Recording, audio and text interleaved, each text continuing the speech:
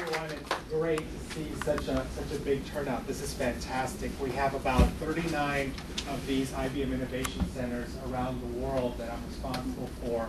This is one of our largest ones. Is that better? Okay. This is one of our larger ones, and Joe's done a great job taking this one to the next level. For those of you who may not know what an IBM Innovation Center is, it's a venue like this whose constituents are business partners, including VC-funded firms, it's academia, it's IT professionals. The goal of these centers is to really help those constituents to drive business, as Claudia was saying before, to help them drive business in conjunction with a lot of different kinds of activities that IBM will help them with. So it's things like everything from teaching folks about IBM technology, new IBM technology. How many of you all know how many acquisitions we've had in Massachusetts in the last, since 2003 here? 13. Wow, very good, 13. So we acquire companies, we bring them in, we use that technology to help our partners, IT professionals, innovate. We have 4,500 employees. A lot of you have seen the commercials. Hopefully you'll notice them when they come on more, but we're really pushing on to really take the innovation that we help our partners do, we do ourselves to the next level. So I encourage you to, if you want to find out more about that, find a local IBM here and we'll talk to you more about that. All right, Lee, tell us what you're wearing on your head. Well, this is a sleep guard biofeedback headband. It's sensing the muscle signals from my temporalis muscles. And if I clench my teeth, then it starts beeping. If you can hear it on the microphones, and when I stop, it stops. So you train yourself that if you hear that sound in your sleep, so immediately relax your face, open your mouth, and it trains you out of sleep. Very cool. Hello. I am Nathan. I'm here with Aprigo. And we're the ones with the stickers here, with the one that looks like a chicken.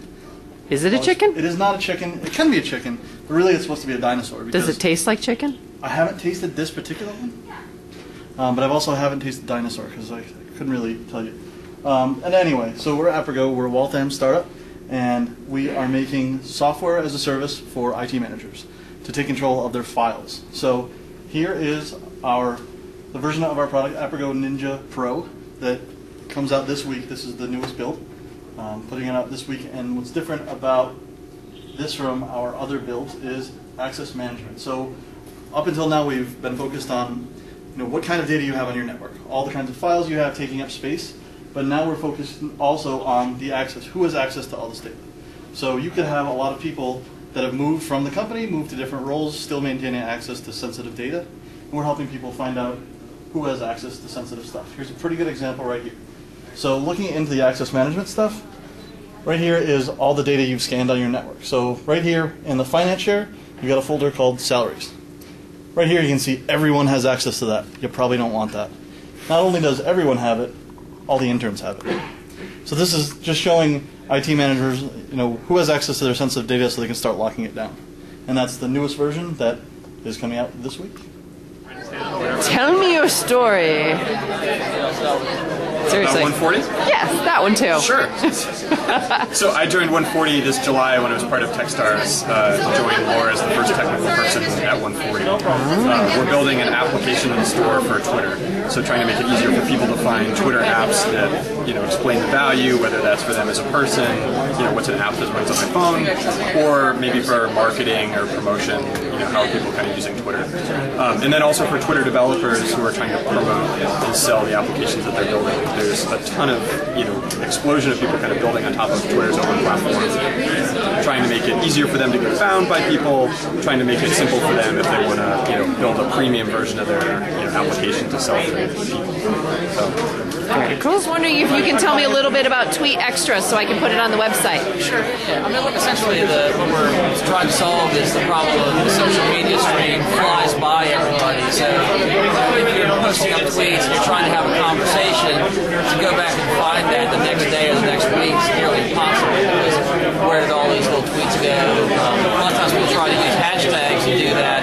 Twitter essentially gets rid of the hashtags after a period of time. So, for example, Min10 for mass innovation you can go try to find Min9, it's no longer available as a hashtag, so you can't actually search that. So essentially what we're doing with TweetExtra is saying, oh, let's organize the conversations, do them like interviews, so interview all the companies here, which we would do. They can save those conversations. They'll always be available on the web. You can say, we talked about Very cool. really essentially organizing the social stream and making it remarkable